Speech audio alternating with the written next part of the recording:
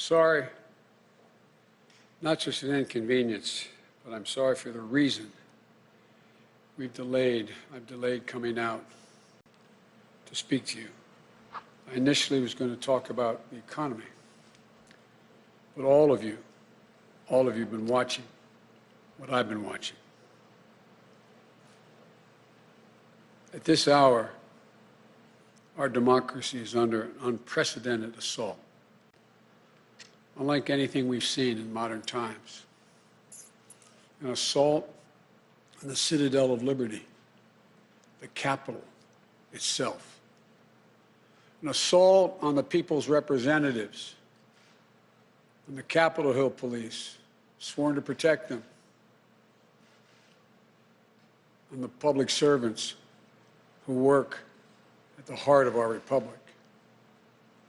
An assault on the rule of law like few times we've ever seen it. An assault on the most sacred of American undertakings, the doing of the people's business. Let me be very clear. The scenes of chaos at the Capitol do not reflect a true America, do not represent who we are. What we're seeing are a small number of extremists dedicated to lawlessness.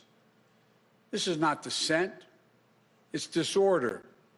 It's chaos. It borders on sedition. And it must end now. I call on this mob to pull back and allow the work of democracy to go forward. You've heard me say before in different contexts, the words of a president matter, no matter how good or bad that president is.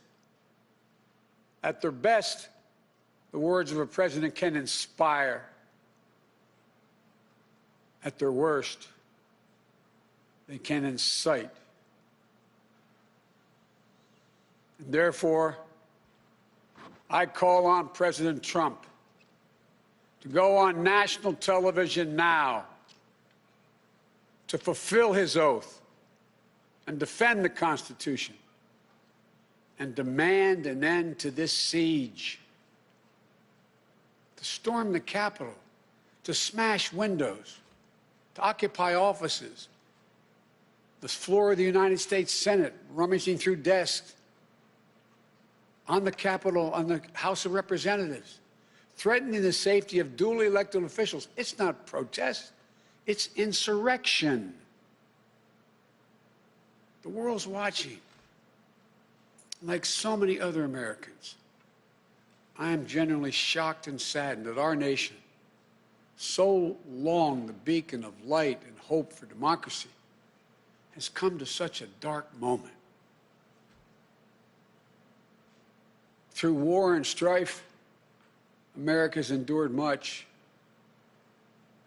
and we will endure here, and we will prevail again, and will prevail now. The work of the moment and the work of the next 4 years must be the restoration of democracy, of decency, honor, respect, the rule of law, just plain, simple decency. The renewal of the politics. It's about solving problems, looking out for one another, not stoking the flames of hate and chaos. As I said, America is about honor, decency, respect, tolerance. That's who we are. That's who we've always been. The certification of the Electoral College vote is supposed to be a sacred ritual, which we affirm. The purpose is to affirm the majesty of American democracy. But today's reminder, a painful one, that democracy is fragile, and to preserve it requires people of goodwill, leaders with the courage to stand up, who are devoted not to the pursuit of power,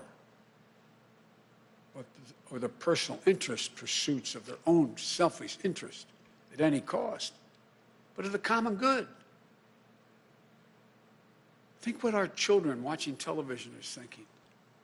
Think what the rest of the world is looking at. For nearly 2.5 centuries, we, the people, in search of a more perfect union, have kept our eyes on that common good. America is so much better than what we've seen today. Watching the scenes from the Capitol, I prepared other speeches in the past. I was reminded of the words of Abraham Lincoln in his annual message to Congress, whose work has today been interrupted by chaos. Here's what Lincoln said. He said, "We shall nobly save or merely lose the last best hope on earth." Went on to say, "The way is plain, peaceful, generous, just, a way which, if followed, the world will forever applaud and God must forever bless. The way is